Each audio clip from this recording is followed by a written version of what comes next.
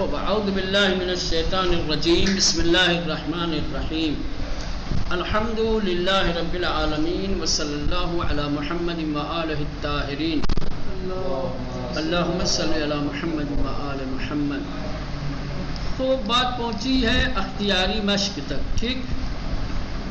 قرآنی آیتیں اور عبارتیں اور پھر اس کے سامنے نئے الفاظ۔ کچھ قرآنی آیتیں دی گئی ہیں، عبارتیں دی گئی ہیں، اور ان آیتوں میں جو نئے الفاظ آئے ہیں، ٹھیک، ان کا معنی اور مفہوم سامنے درج ہے، لکھا ہوا ہے۔ آیتیں پڑھتے ہیں اور پھر نئے الفاظ کے معنی دیکھتے ہیں۔ خوب پہلی آیت ہے سورہ مبارکہ بقرہ کی 31 نمبر کی، وَعَلَّمَ آدَمَ الْأَسْمَاءَ كُلَّهَا ثم عرضهم على الملائكة فقال انبئوني بأسماء هؤلاء إن كنتم صادقين۔ خوب چونکہ ترجمے کے لیے نہیں کہا گیا ہے، صرف پڑھنے کے لیے اور نئے الفاظ کے معنی، تو فی الحال ہم لوگ یہ ترجمہ بھی دیا ہوا، کدھر دیا کرنا ہے، کدھر کرنا ہے، نہیں دیا ہوا، کدھر دیا ہے ترجمہ، کدھر ہے معنی خالی پڑھنے ہیں نا، ترجمہ تھوڑی کرنا ہے۔ عرض، اس نے پیش کیا، عرض ہے، عرض کرتا ہوں یعنی پیش کرتا ہوں، ہاں، عرض خدمت یعنی آپ کی خدمت میں پیش ہے، ٹھیک ہے، پیش کیا، فعل ماضی ہے۔ عرض، اس نے پیش کیا، اس نے سامنے رکھا۔ انبئونی، انبئو کیا ہے؟ انبئو، تم سب خبر دو، تم سب بتاؤ۔ نبا کے معنی خبر ہے، اسی سے فعل امر ہے۔ انبئو، تم سب خبر دو۔ ہؤلاء، یہ سب، ان سب، وہ لوگ، یہ لوگ، وغیرہ وغیرہ اس طریقے کے معنی دیتے ہیں، ٹھیک؟ ترجمہ نہیں کریں گے مولانا، کیا جائے، ہو سکتا ہے کہ آخر میں ہاں تو ترجمہ کیجیے آپ۔ وَعَلَّمَ، اور اس نے تعلیم دی آدم کو تمام اسماء کی۔ ثم عرضهم علی الملائکہ، اور پھر عرضهم، ان لوگوں نے پیش کیا ملائکہ پر۔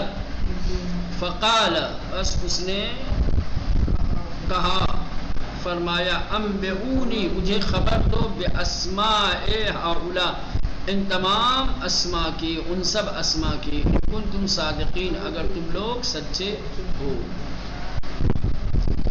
اس آیت کریمہ میں حضرت آدم علیہ السلام کو جو اسماء کی تعلیم دی گئی تھی اور فرشتوں سے ایک علمی مقابلہ کرایا گیا تھا، وہ اس کی بحث ہے۔ وَعَلَّمَ، اور اس نے تعلیم دی، اس نے سکھایا، آدم، آدم مفعول ہے، ٹھیک ہے، علمہ کا فاعل کیا ہے مولانا؟ ضمیر ہوا جو مستتر ہے اللہ، ٹھیک، اور اس نے آدم کو تعلیم دی الاسماء کلہا، تمام اسماء کی۔ ثم عرضهم علی الملائکہ، اور پھر ان سب نے ملائکہ پر پیش کیا۔ فقال، یا عرضهم، اس نے پیش کیا ان اسماء کو ملائکہ پر، سمجھ رہے ہیں؟ ہم جو ہے وہ مفعول ہو سکتا ہے، عرض فعل و فاعل، عرضهم، پھر اس نے پیش کیا ان سب پر۔ ثم عرضهم علی الملائکہ، کلہا کی طرف، الاسماء کلہا کی طرف ہم کی ضمیر پلٹ سکتی ہے۔ پھر اس نے ان اسماء کو ملائکہ پر پیش کیا۔ فقال، بس فرمایا، انبئونی، کہ تم سب خبر دو، تم سب بتاؤ، باسماء ہؤلاء، ان تمام اسماء کی، جن اسماء کی آدم نے خبر دی، جن اسماء کو آدم نے بتایا، وہ اسماء اب تم بتاؤ، ان کنتم صادقین، اگر تم سب سچے ہو. چلیں دوسری آیت، شہد اللہ انہ لا الہ الا ہو والملائکۃ واولو العلم قائما بالقسط لا الہ الا هو العزیز الحکیم. شہد اس نے گواہی دی، قائم قیام کرنے والے، کھڑے ہونے والے، قسط یعنی عدل و انصاف. چلیں شہد اللہ، اللہ نے گواہی دی، انہ لا الہ الا ہو کہ بے شک کوئی معبود نہیں ہے اس کے علاوہ، والملائکۃ اور فرشتے، واولو العلم اور علم والے، قائما بالقسط کہ جو عدل کے ساتھ قیام کرتے ہیں. انہوں نے بھی گواہی دی کہ لا الہ الا ہو، کوئی معبود نہیں ہے سوائے اس کے، العزیز الحکیم جو قدرت و طاقت والا اور حکمت والا ہے. عزیز یعنی قوت والا، طاقت والا، حکیم یعنی اللہ کی وحدانیت کی گواہی خود اللہ نے دی ہے، فرشتوں نے دی ہے اور صاحبان علم نے دی ہے. یعنی نگاہ مشیت میں ہر ایک کی گواہی کا اعتبار نہیں ہے، گواہیاں فرق کرتی ہیں. ہر ایک کی گواہی کو اللہ معتبر نہیں مانتا. اس کی وحدانیت کی گواہی کے لیے ہر ایک کی گواہی کا اعتبار نہیں کیا جا سکتا. اس کی وحدانیت اور اس کی ربوبیت کی گواہی خود اللہ کی گواہی کافی ہے، یا پھر اس کے معصوم فرشتوں کی، یا جو صاحبان علم ہیں، جو علم کی بنیاد پر، معرفت کی بنیاد پر اس کی وحدانیت یا ربوبیت کی گواہی دیتے ہیں.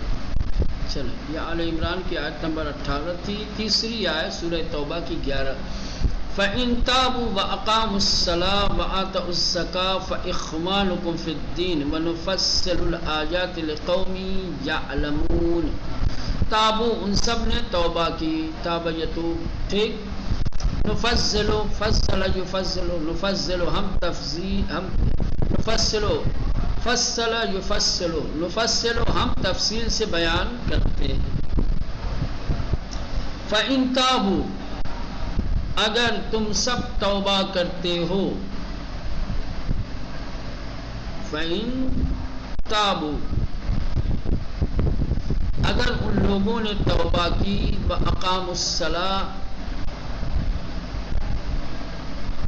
اور نماز قائم کی، وَآتُوا الزَّكَاةَ اور زکوٰۃ ادا کی، فَإِخْوَانُكُمْ فِي الدِّينِ بس تم لوگ دین میں بھائی ہو ان کے.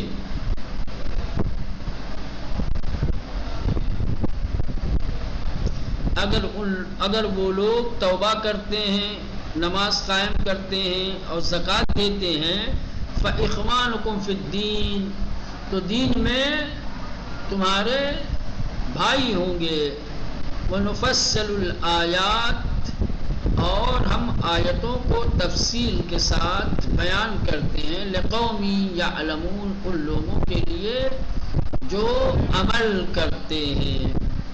لِقَوْمٍ يَعْلَمُونَ عمل کرنے والی قوم نہیں، یہاں جو لوگ عمل کرتے ہیں، عمل کرنے والوں کے لیے. ٹھیک. چوتھی آیت، هُوَ الَّذِي جَعَلَ الشَّمْسَ ضِيَاءً وَالْقَمَرَ نُورًا وَقَدَّرْنَاهُ مَنَازِلَ لِتَعْلَمُوا عَدَدَ السِّنِينَ وَالْحِسَابَ سورہ یونس آیت نمبر 5. ٹھیک. لِتَعْلَمُوا تاکہ تم سب جانو، لام لام تعلیل لگا ہوا ہے اسی لیے تاکہ معنی کیا ہے، وَإِلَّا تَعْلَمُوا تم سب جانو، لِتَعْلَمُوا تاکہ تم سب جانو. سنین سال کی جمع ہے، سنا کی جمع ہے سنین. منازل منزلیں، اترنے کی جگہیں. منزل کی منزل کی جمع ہے منازل. ٹھیک مولانا. والذی اللہ وہ ہے جعل الشمس ضیاء کہ جس نے سورج کو روشنی دی والقمر نورا اور چاند کو نور عطا کیا وقدرناہ اور انہیں معین کیا وقدرہ منازلہ اور ان کے لیے منزلیں معین کی ان کے لیے وقدرہ اور مقدر کیا ان کے لیے منزلوں کو لتعلموا تاکہ تم جان سکو عدد السنین والحساب سال کی عدد اور حساب کو تاکہ حساب و کتاب اور سال کی اعداد کو جان سکو. اگر چاند سورج جن کو اللہ نے نور اور روشنی دی ہے اگر معین نہ کیا ہوتا ان کے لیے منزل سے مراد یہی کہ مقرر وقت پہ ڈوبتے ہیں اور نکلتے ہیں یہ ان کی منزل ہے. نکلنے کی ایک جگہ ہے اور ڈوبنے کی ایک جگہ ہے جس سے شب و روز وجود میں آتے ہیں. اگر یہ نہ ہوتا تو سال کا حساب کیسے تم لگاتے مہینے کے دن کا پتہ کیسے ہوتا کتنے دن ہوئے. ٹھیک. هو الذی وہ کہ جس نے جعل الشمس ضیاء قرار دیا یا بنایا جعل بمعنی خلقہ بھی کر سکتے ہیں جعل الشمس ضیاء سورج کو منور کیا والقمر نورا اور ضیاء اور نور جو ہے یہ تقریباً ہم معنی ہیں مترادف ہیں روشنی اور نور. سورج کو روشنی اور چاند کو نور دیا وقدرہ منازل اور ان کے لیے منازل معین کی مقدر کی لتعلموا عدد السنین والحساب تاکہ تم سالوں کے اور حساب کے عدد کو جان سکو. ٹھیک مولانا. 5ویں آیت ما خلق اللہ ذلک الا بالحق یفصل الآیات لقوم یعلمون. یفصل تفصیل سے بیان کرتا ہوں تو گزر چکا ہے. ما خلق اللہ ذلک اللہ نے اس کو پیدا نہیں کیا. ما خلق اللہ نے پیدا نہیں کیا ذالک یعنی اس کو اللہ نے اس کو نہیں بنایا یا پیدا نہیں کیا الا بالحق مگر حق کے ساتھ. یفصل الآیات وہ آیتوں کو تفصیل سے بیان کرتا ہے لقوم یعلمون اس قوم کے لیے جو عمل کرتے ہیں یا عمل کرنے والوں کے لیے. ٹھیک.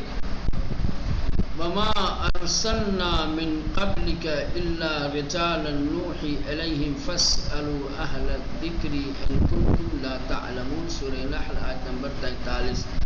اسالو تم سب سوال کرو. سأل یسألو.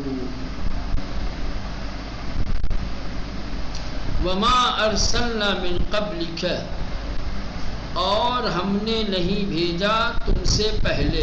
وما ارسلنا اور ہم نے نہیں بھیجا من قبل کا تم سے پہلے الا مگر رجالا نوحی الیہم ایسا انسان نوحی الیہم کہ جس کی طرف ہم نے وحی کی. فاسألوا اہل الذکر پس تم سب سوال کرو اہل ذکر سے ان کنتم لا تعلمون اگر تم سب نہیں جانتے.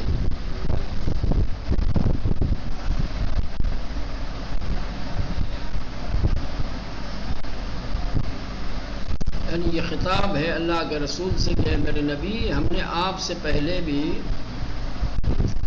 کچھ ایسے لوگوں کو بھیجا کہ جن کے پاس ہماری وحی پہنچتی تھی. کچھ ایسے لوگ تھے کہ وحی کے ذریعے سے جنہیں ہم آگاہ کرتے تھے. فاسألوا اہل الذکر یہ جن کے پاس وحی گئی، اگر کوئی سوال ہے تو اہل ذکر سے پوچھو کرو، اگر نہیں جانتے یعنی نبیوں سے جن کے پاس وحی الہی آئی یا خدا کی طرف سے جن کے اوپر الہام ہوا، جنہیں حقائق کا علم دیا گیا. ٹھیک، تو روایتوں میں آپ دیکھیں گے تو روایتوں میں تفسیر روایت دیکھیں گے تو اس آیت کریمہ کی تفسیر میں آپ کو ملے گا کہ اہل ذکر سے مراد کیا ہے؟ علم معصومین علیہ السلام.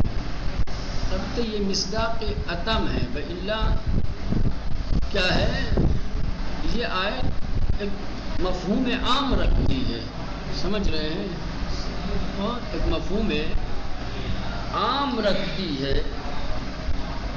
جس کے پاس علم نہیں ہے، اگر اس کے ذہن میں کوئی سوال ہے تو اسے چاہیے کہ اہل علم سے پوچھے. یہ بات خالی دین کی نہیں ہے، بلکہ اس کا مفہوم اتنا وسیع ہے کہ ہر طریقے کے سوالات، ہر طریقے کے نہ جاننے والے کے لیے حکم دیا گیا ہے کہ وہ جاننے والے سے پوچھے، چاہے دنیا کی بات ہو چاہے دین کی بات ہو، فرق نہیں پڑتا ہے نا. اور ہر جاننے والا نہ جاننے والے کے مقابلے میں اہل ذکر ہو سکتا ہے. تو یہ نہ کہ بھائی یہ تو اہل بیت کے لیے، آپ کیسے اہل ذکر ہو جائیں گے؟ وہ مصداق اتم ہے، مصداق کامل ہے، سمجھ رہے ہیں. ہاں، اب ان کے مقابلے میں کوئی نہیں آ سکتا. میں یہ نہیں کہ کوئی ان کے مقابلے میں کوئی دوسرا بھی اہل ذکر ہو سکتا ہے نا. آیت کے مفہوم میں کم ترین درجے میں وہ اعلیٰ ترین درجے کے اہل ذکر ہیں، ہر چیز کا علم ہے ان کے پاس، وہ ہر سائل کے سوال کا جواب دے سکتے ہیں.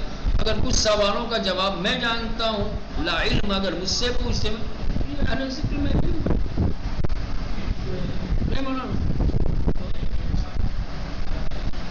چلیں آیت نمبر 7، ولا تقف ما ليس لك به علم ان السمع والبصر والفؤاد كل اولئك كان عنه مسؤولا.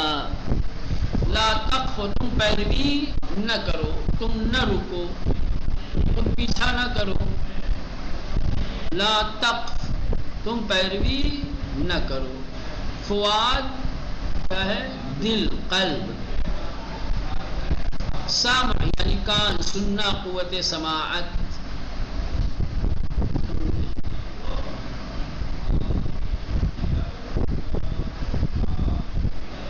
اس کے بعد ہے بصر. بصر یعنی آنکھ، بینائی، آنکھ بھی اور بینائی دونوں. ولا تقف، اور تم پیروی نہ کرو، ما اس چیز کی، لیس لک بہی علم، جس کا تمہیں علم نہیں ہے. اور تم پیروی نہ کرو اس چیز کی جس چیز کا تمہیں علم نہیں ہے. پیروی کے لیے کیا ہے؟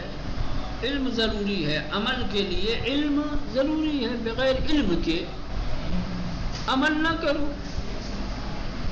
کیوں؟ ان السمع والبصر والفؤاد، بے شک کان، آنکھ، دل، کل اولئک کان عنہ مسئولا، ان تمام چیزوں کے بارے میں سوال کیا جائے گا، پوچھا جائے گا.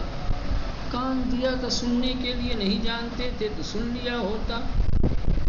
آنکھ دیا تھا دیکھنے کے لیے، حقیقت سے آگاہ نہیں تھے، دیکھ لیے ہوتے. دل دیا تھا، نہیں سمجھ میں بات آ رہی تھی، دل و دماغ لگائے ہوتے تو سمجھ.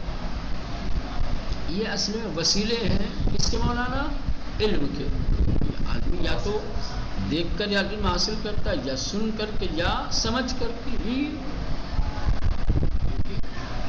حصول علم کے مختلف ذرائع ہیں، مختلف قوتیں ہیں، جس میں سے یہ بنیادی چیزیں ہیں. ٹھیک ہے، اس لیے ان کا ذکر کیا ہے. سمجھ رہے ہیں؟ وہی کہہ رہے ولا تقف ما لیس لک بہ علم، اور تم پیروی نہ کرو ما لیس لک بہ علم، ما لیس لک اس چیز کی کہ نہیں ہے جس کے بارے میں تمہیں علم، یا جس چیز کے بارے میں تم نہیں جانتے. ان السمع بے شک کان، والبصر آنکھ، والفؤاد دل، کل اولئک کان عنہ مسئولا، ان میں سے ہر ایک کے بارے میں سوال کیا جائے گا، پوچھا جائے گا کہ یہ سب قوتیں ہم نے دی تھی تمہیں علم کے لیے، تم نے ان کا استعمال کیوں نہیں کیا. چلیں آیت نمبر 8. فوجد عبدا من عبادنا آتیناہ رحمۃ من عندنا وعلمناہ من لدنا علما. وجدا ان دونوں نے پایا، فوجدا عبدا من عبادنا، مولانا یہ اصل میں تثنیہ تھا وجدان، سمجھ رہے ہیں، لیکن اضافت کی وجہ سے فوجدا عبدا من عبادنا، بس ان دونوں نے پایا میرے بندوں میں سے کیا ہے، ایسے بندے کو آتیناہ رحمۃ من عندنا، آتیناہ جسے ہم نے دیا اپنے پاس سے رحمت، وعلمناہ من لدنا علما، اور جسے سکھایا ہم نے اپنے پاس سے علم.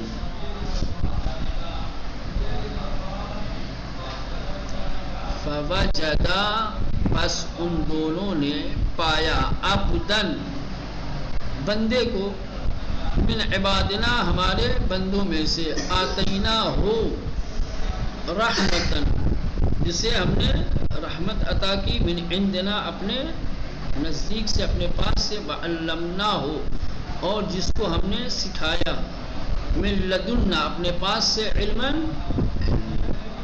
ٹھیک.